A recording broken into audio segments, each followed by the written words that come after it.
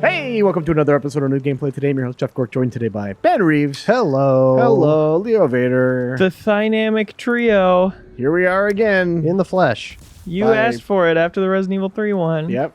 And we listened. Exactly. What are we looking at here, Ben Reeves? This is Baldur's Gate 3. 3? The 3-0 and another 3. Nice view. Another Nice view. 3. Another Okay. 3. Baldur's Gate 3. What Did you kind guys of ever game? play Baldur's Gate? No. I played Dark Alliance on GameCube, so Okay. no.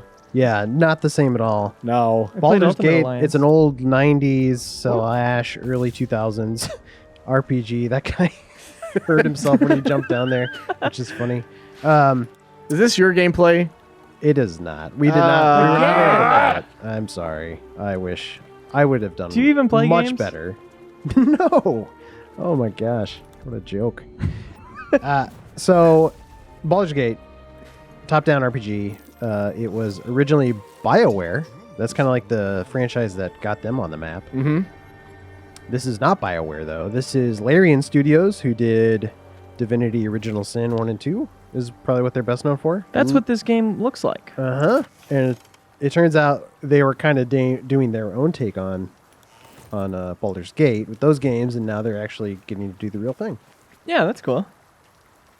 So this is like early on in the game. We skipped the early chunk where you create your character, or you can create a character. You can also pick a pre-rendered character. Like Geralt of Rivia. Yeah, he's in the game. We got him. And these are two pre-generated characters, stuff that Larian came up with on their own. Yeah. The female there is called Shadowheart. That's her right there. She's an elfin warrior. And then the other guy is Asterion. He is a vampire spawn. Doobly. Yeah. No good. Seems as good a place as any to make camp. And people hate him immediately, right? Is that what's supposed to be happening? Might as well adapt to the Yeah, he's a Daywalker's vampire, dude. ways. Just like Blade. Is there a lot of voice acting then? There is a lot of voice acting. So the main character talks not every time. You know, there's the Sure, this is a good idea. multiple. We'll see it here. Like, so you have the multiple dialogue choices. So he doesn't say these lines, unfortunately, This is the general, yeah. but he says a lot of other There are lines. lit fuses in our heads. About how he's a Sooner or vampire. later, That's they're going right. to blow. And the neat thing is, Power that passes, the thing inside you is can gross. pick who you want to be. Like I said before, We I'm need just to repeating find myself. But Let's wake up if the you first pick, light. say, Shadowheart to be the main character, then this guy could be one of your companions, and the whole story would kind of shape Maybe we'll around get the lucky. person you pick. Okay. So the Reducing story is good very different depending on who you pick as the main guy. We'll need our strength.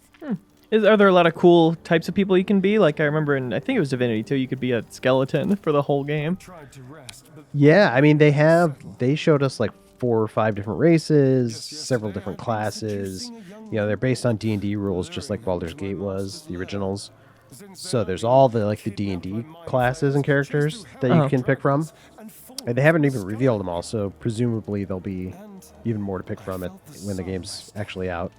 I should have burst into flames. So this is like this scene here. You can set up camp whenever you want, and he's kind of going through dialogue in his head. Like obviously this would change if you were playing as a different character, Dead meat. but he's Until I knew more about the tadpole. I don't know. You guys want to know what the story is? Are you guys invested in the dialogue? Sure. Master it. He's talking about this tadpole in his head because the game opens with this ship going through the city and kidnapping a bunch of people, and they implant these like crazy looking tadpole things into everybody's eyes, and it's slowly turning them into monsters called mind flayers. Okay. So horrifying, I couldn't even remember the name for a second. Yeah. Your mind has been flayed. That's right. So mind flayers are these crazy monstrosities that are part of the D&D universe with the crazy tentacles for chins. It's basically public domain Cthulhu, even It though kind of Cthulhu is. himself is public domain. It kind of is. Yeah. So the whole game is about this cast of characters trying to figure out like what's going on with these these tadpoles in our heads, and why are they turning us into mind flayers? You're alive. That's unexpected. And then this is Gale. He's Last I a saw wizard. You were lying in a A crucible human full of wizard. blood. An intellect devourer nibbling at your ear. Glad to see my eyes deceive me. I'm Gale. Well met. Unimpressed. So it's part of the mystery that this vampire can be out in the open like it's nothing? Yeah, in so some way? that's part of the fact that he has that tadpole in his head. Right. It's given him abilities that he shouldn't have, like the ability to stay in daylight, or he's not sure if water hurts him anymore. He But loves garlic. he just can't get enough of it. But he still has a taste for human blood. So he still has some vampire tendencies. Okay, so how does that play out in gameplay? Do you know? Well, there is a scene in the camp later on where you can choose to feast on one of your companions. And you have to roll a check, like you saw the check earlier when Yeah. you roll the dice. You have to roll one of those, and if you succeed, you can feast on one of your companions. In secret? Or will they be mad? Well, that's part of the check, is like you roll a check to see if they discover you or not. And so you can choose to either, I'll go hunt for like a wild sheep and suck on that's blood, or I can try to, feast on one of my companions, and then you do the check, and either they reveal you, and they're like, what the heck, dude? And then you get in a fight, they might leave your party. Or if you do it in secret, the next day they could not be doing so well. They might have a debuff in combat where you might have a buff. And if you do too much, you could kill them. So I would simply choose to not be a vampire. that's a good choice, dude. That's what I've been choosing for the last several years. Yeah. Seems like the way that I would play. And I'm not sure where we'll find it in this wilderness. How about we embark on the quest for a healer together? So basically, they've all decided, hey, we all have tadpoles in our heads. And then when you have a tadpole in your head, you got to go find a healer. Yep. Textbook. As you do. It's kind of a boilerplate story. Yeah. How deep is the freedom? Well, I mean, I was talking about the options there when you feast on your companions. Like, that can really shape how things go. If you don't get certain companions, or do get certain companions, or somebody dies, that can shut off whole entire quest lines. So it can really reshape the story quite a bit. And then you can choose to be good or chaotic neutral, kind of all the D&D type stuff. That's all going to flavor the story. Okay. When you say good or chaotic neutral, are those actually measured in game, or you just mean in the way you choose to play? Yeah, they didn't show us like if there's a meter that shows how far along you are on the spectrum, but they said it'll affect it. So I don't know how that will represent itself, but it will change the story. And then so here he's sneaking. Yeah, I just saw the word sneaking and I That's right. shot up right. And so you can see there's some enemies over there. And when you start sneaking, you can see that the red marker around the map shows what they can see. So you're trying to avoid that, and he can sneak up to this guy, and I think he's going to try to push him off the edge here. Yeah. But meanwhile, our other two companions are over here. So you can divide your party and scout around the map and kind of set up good tactical maneuvers. This is your jam right here, isn't it, Reeves? I really like this. I bet Leo would be into this as well. This is looking good to me. But I'm off the bloody backbone. But we don't know what that thing even is. And what about the crypt? Uh-oh. I'm telling you, it's a ship. And the crypt can wait. Mari and Barton have been trying to break in for days. Now we... Stop! Another thing worth noting is just the camera work here during the cutscenes is a little more dynamic, right? A little bit more like a modern RPG, which is kind of nice because the old, in fact, a lot of top-down RPGs don't do that. Yeah, CRPGs for sure. You'd be fooled into thinking this is like a lower camera third-person action game by just seeing the dialogue. And I don't think we show it in this video, but you can zoom the camera down a little bit so it's a little bit more behind over-the-shoulder view while you're exploring the world as well. Oh, cool. Think you can get us to leave that bounty to you? Not a chance. Because I'll admit, for me personally, a game like that with the kind of depth that Larian's games offer would be really appealing to me. But the sheer way that you play it has always been kind of not my jam so much. Yeah, it's harder to feel immersed in the world when you're looking at everything from a bird's eye view. Yeah. I think it is helpful for combat encounters like this. So push him off, see a sucker.